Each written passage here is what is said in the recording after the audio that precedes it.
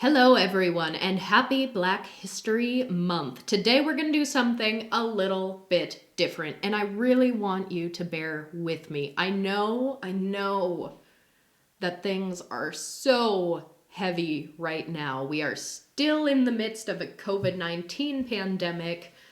There is a tremendous issue going on in the Midwest right now. As a Midwesterner, I can tell you we have some record-breaking lows right now. There are people without power. I'm sure you've read that Texas is having an issue right now.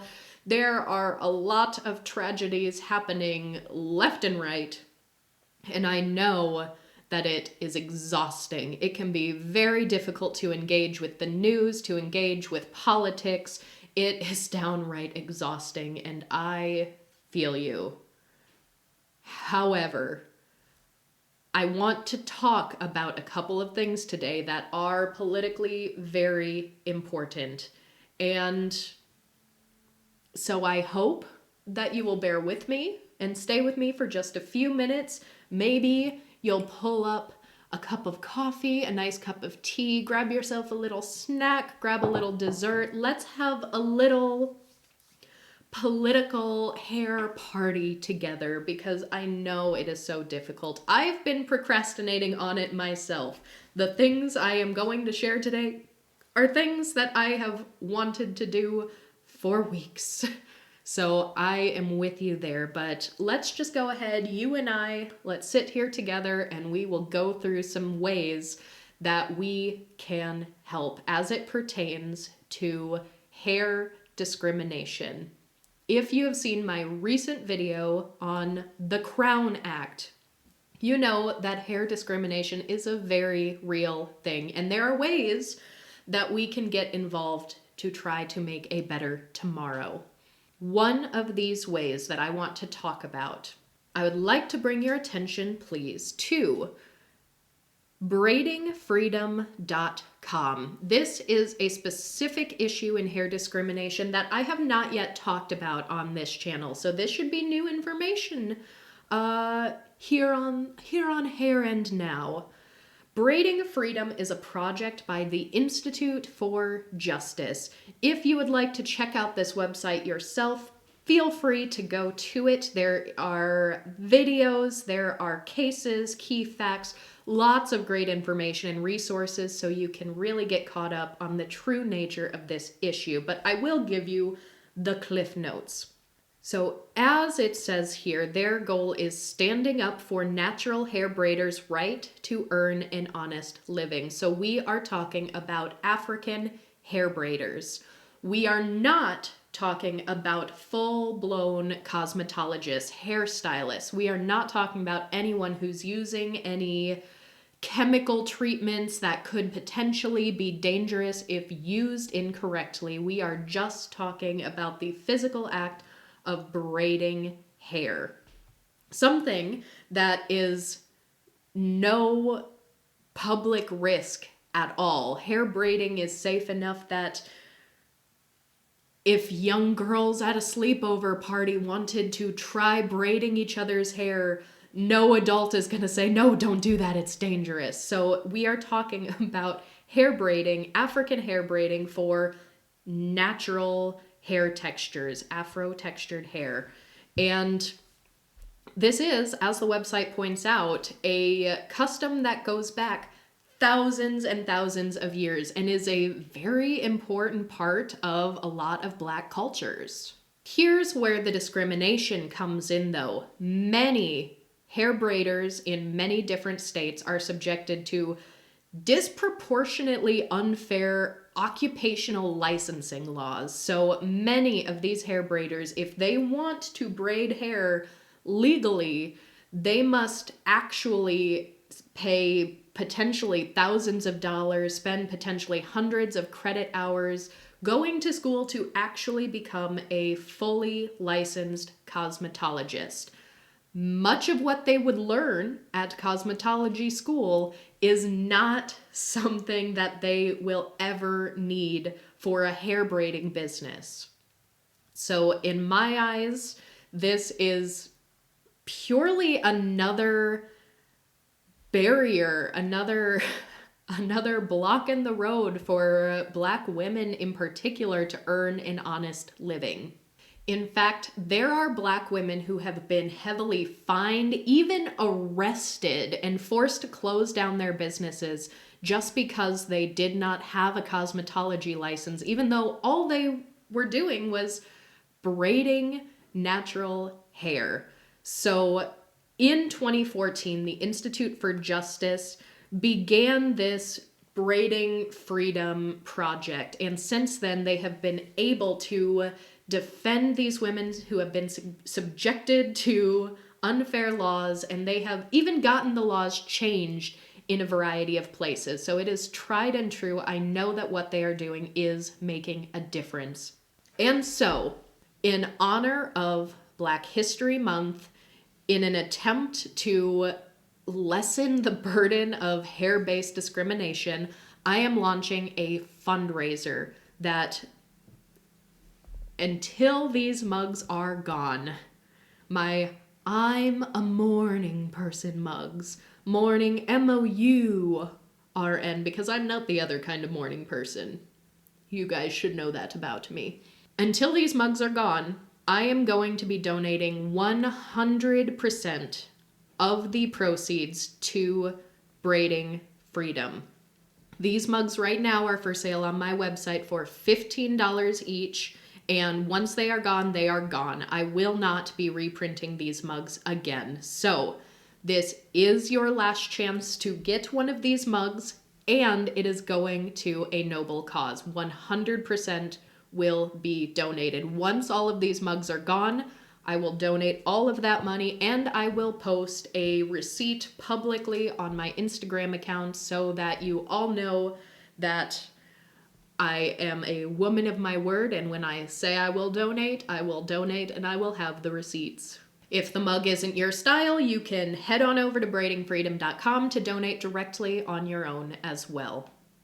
And before we ease into the Crown Act, let's take just a quick little moment. Let's share some recommendations. Since it is Black History Month, I want to know, what are you reading? What are you watching? Personally, I'm a voracious reader. I love reading a variety of perspectives, a variety of information, of history.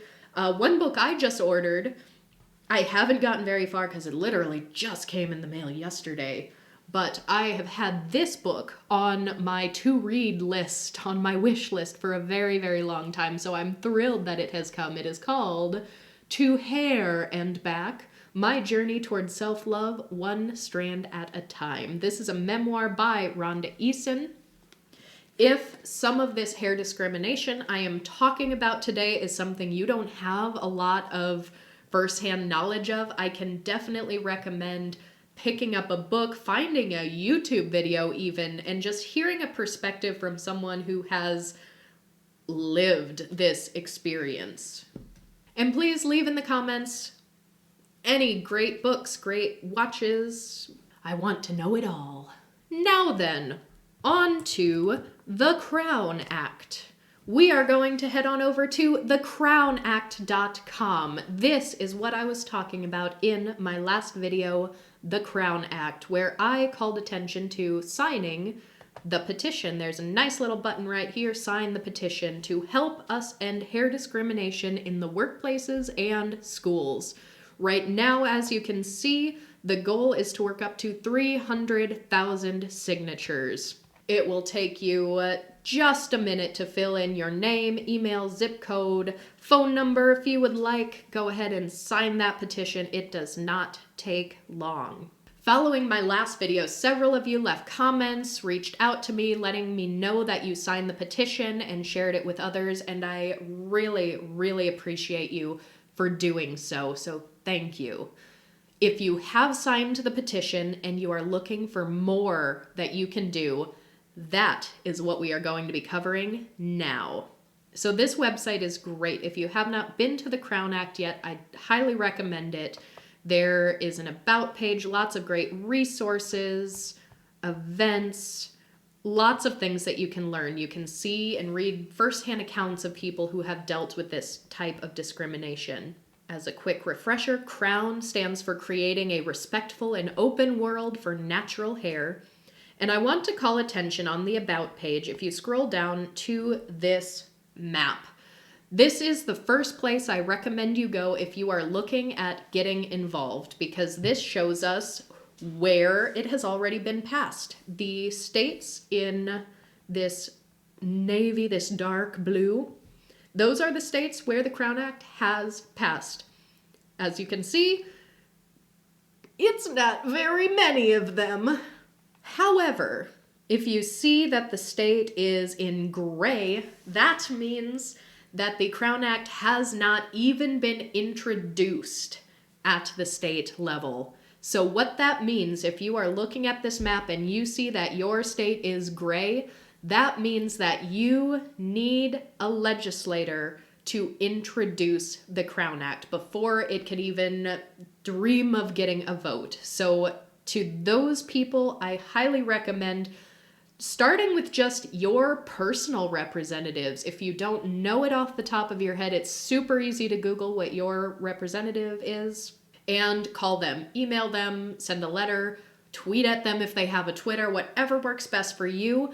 And you need to ask them to sponsor the CROWN Act. All state level laws need a sponsor. That's the person who says, I am introducing this legislation, I am putting my name on it, I'm putting it out there. So ask your representatives to sponsor the bill if your state is in gray. We're going to be paying attention specifically to these yellow states because, as you can see, Kansas and Missouri are both yellow. I live in Kansas personally. I'm right on the border between Kansas and Missouri, so I try to stay involved, or at least aware of the politics in both areas. In both of these states, yellow means that the CROWN Act has been filed, so presumably that means we have a sponsor, someone has introduced the bill, but it has not passed. So we are in a great position if we are in a yellow state because now it's been introduced. We just need to put a little pressure on them to make sure that it goes somewhere. In Kansas, I know for a fact this CROWN Act was filed last year, but it did not get a vote. It died in committee. I'm going to be using a little bit of political jargon, so please bear with me and don't worry if you are new to this type of politics, this state level political system, because I will try to be as clear and concise as I can be. So as I walk through, I will discuss better what a committee is and what that means as we go along. So if you see especially that your state is yellow, we want to check up on that bill because we know it exists, but we want to know where it is. So go to your website's legislature and make sure that you are looking at the 2021 session because from my experience, it is very easy to accidentally get on last year's legislation, and nobody ever said that government websites are perfectly efficient or the easiest thing in the world to navigate, but I'll try to give you a set of step-by-step ways to navigate this to make it a little easier for you. And feel free, seriously, grab your computer and do this along with me because you're watching this anyway. If you got this far, might as well. So we are going to kslegislature.org. For me, if you're not in Kansas, maybe you're checking on your own website. And we are going to search the CROWN Act. I am hoping that this will get us where we want to go. However, when I search the CROWN Act, take a look at the top, especially if your state's legislature is laid out like Kansas is. This brought me to last year, 2019-2020. But we can work with this. If this is the easiest thing to find, we can work with this. So we see last May, it died in committee. That's where we know it wasn't going to get passed last year. But we can see the sponsor of the bill.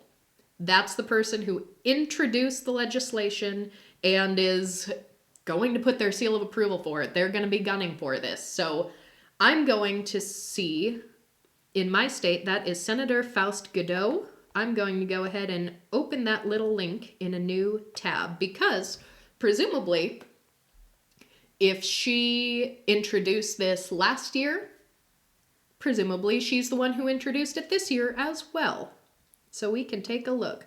However, I'm still on 2021, 2020. That's not ideal. So what I'm going to do, I'm going to copy her name.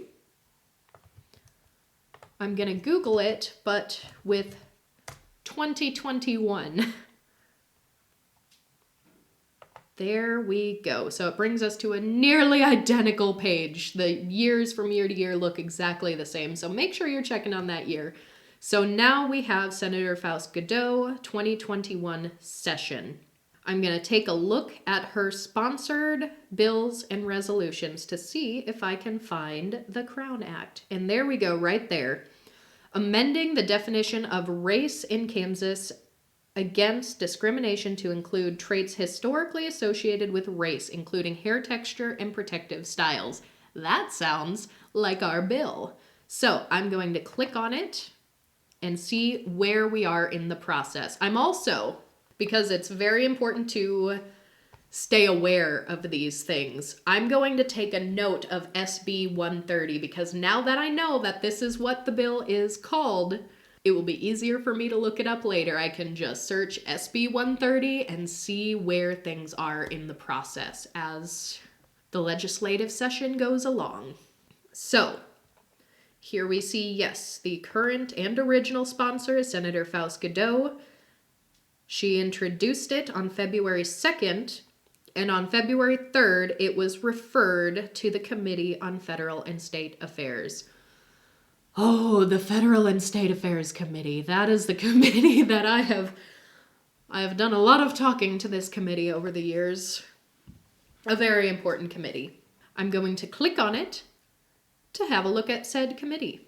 So, when a bill is in committee, I like to focus on the people in this committee because these are the people who are going to decide if this bill goes any further or not. If a bill dies in committee, it's because this specific group of people either tabled it and didn't come back to it, or they voted not to send it onto the floor. So these are the people who, right now in the state of Kansas, essentially have the future of the Crown Act in their hands.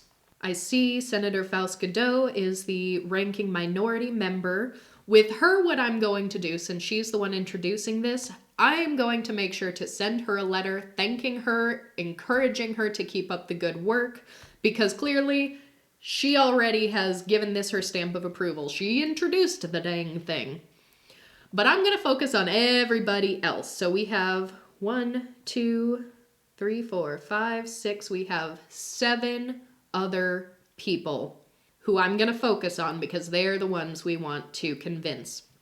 This is where you can call them. You can send them snail mail. You can send them an email. Check and see if they have social media. Whatever works for you, we want to contact them to urge them to give this bill its due diligence. Give it a vote. Make sure it carries on in the legislative process. So I'm going to go back to thecrownact.com now, and I'm going to go to resources. Because if you're a little low on time like me, this is one of the quickest, easiest ways to get a nice, concise letter out to multiple senators. There is a send a letter section provided by dove.com. If you click I will send it, that's bringing us over to the Dove website, and we will scroll down, and there is a download the letter PDF. I'm going to click on it, and right there, a nice, concise letter where you can customize this with your personal information, your legislator's name, and once you print this, you can sign it at the bottom, and you can mail this right to them. You can, of course, change things to make it your own words. You can write your own from scratch if you want. This is purely just one of the fastest, easiest ways to get something out to them if you are low on time. So highly recommend that. When you are at a page where you know what senators you need to encourage, just click on their name and you will get all of the information that you need, because all of these state legislators need to legally have their contact information publicly available. So if I click on Mr. Larry Alley here, he is the majority leader in the Federal and State Affairs Committee. So he's an important guy. I'm going to put pressure on absolutely everyone in this committee personally. But just taking Senator Larry Alley as an example here, we have his phone number, his email address, we have his home information, his home phone number. We have so many ways to contact him right then and there. So if you're sending that letter like I am, purely paste in his phone number, paste in his address, and you are set to go. I personally am planning on sending this template letter, perhaps edited slightly, to everyone on the Federal and State Affairs Committee, with the exception of Senator Faust-Godot, because she's going to be getting a personal thank you instead. And then on a day where I know that they are in session, they are in the office, I am going to actually make phone calls to each and every one of these people as well. We'll see how things go from there. My next step is hopefully I should look up this bill again and see that there is a scheduled committee hearing date. That is what we're hoping for, because then we know that the ball is rolling a little bit. But as I said, emails, Twitter, Facebook, whatever your representatives are using, whatever platforms they have, whatever way is most comfortable for you to get in contact with them, please do what you can and leave a comment for me. Let me know what you are doing in your state, where your state is in this process. I definitely want to thank each and every one of you who are doing your due diligence to help in whatever small way you personally are able to. On that note, let's give just a quick little recap. Braiding Freedom, braidingfreedom.com. You can go there yourself to learn ways to help, or you can head on over to neverforgottencl.com to purchase this morning person mug from my shop. Currently listed $15, and every single one of those $15 is going to go to Braiding Freedom. I'm gonna wrap up this video so I can go back to reading my To Hair and Back. Let me know if you have any wonderful books pertaining to Black history, Black culture, Black hair. Give me all those good recommendations. And there are lots of ways to help with the Crown Act, signing the petition, contacting your legislators. It is all very important, and I thank you all so much for being here. As I said in my first Crown Act video, hair discrimination has a long history. I have every intention on making a future video talking more about the history of hair discrimination, talking even about the Black history of Victorian hair work, which is a very little talked about history. So all of those are coming. It takes research, it takes writing time to get those scripts, so I can't promise a specific date, but I am working on it.